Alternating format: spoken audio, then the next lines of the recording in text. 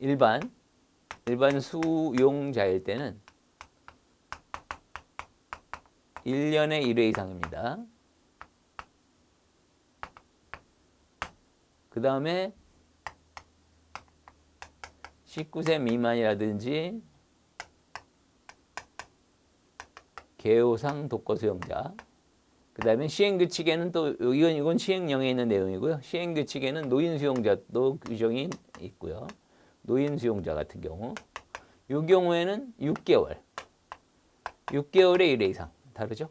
그 대신 여성이 뭐 임신 출산 등을 했다 그거는 이런 표현이 몇 개월 이런 말이 없고 정기적인 검진 등 적절한 조치 거긴 숫자가 안 나온다. 4번 지문. 그래서 옳은 지문입니다.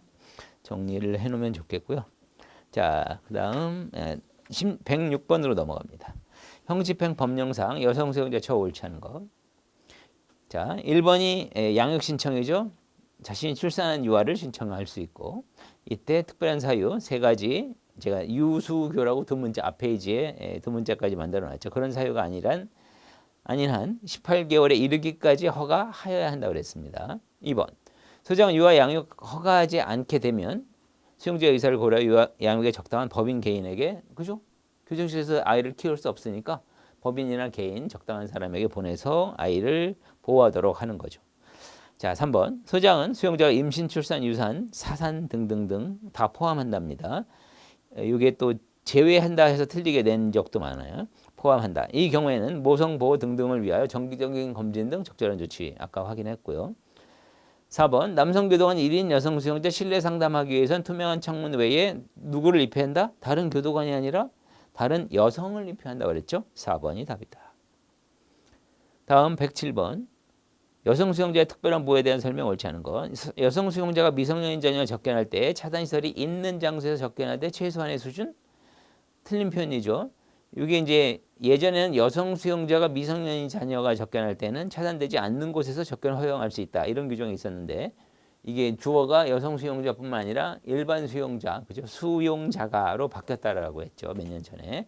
그래서 이제 옳은 지문을 이야기하자면 수용자가 미성년인 자녀와 접견할 때 차단되지 않는 곳에서 접견하게 할 수 있다. 이렇게 해설에 나와 있죠. 그렇게 보시면 되겠고요. 그다음에 2번. 그러니까 옳지 않은 거 1번이 답이고 2번.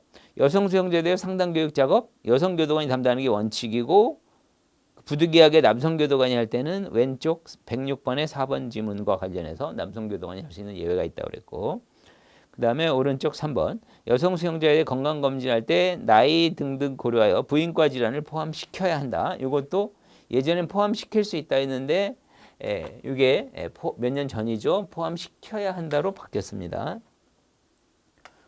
당시 여성 대통령 여성이 우리나라 이제 박근혜 씨가 전 대통령일 때 대통령 당시에 이게 바뀌었어요. 그래서 여성에 대해서 뭔가 수용자에 대해서 부인과 질환이라고 한다면 여성이라면 이건 당연히 포함시켜야지 재량으로 한다는 건 이건 문제가 있지 않느냐. 그래서 수정이 된 거고요. 두 가지가 있는데 여성 수용자에 대해서 부인과 질환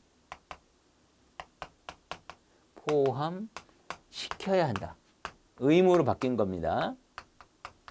포함시킬 수 있다 해서 그 다음에 위생에 필요한 물품 지급 위생에 필요한 물품 말하자면 이제 생리대를 의미하는 거고요. 이것도 생리대는 일반적으로 다 쓰는 건데 재량으로 규정이 됐다는 건 문제가 있지 않느냐.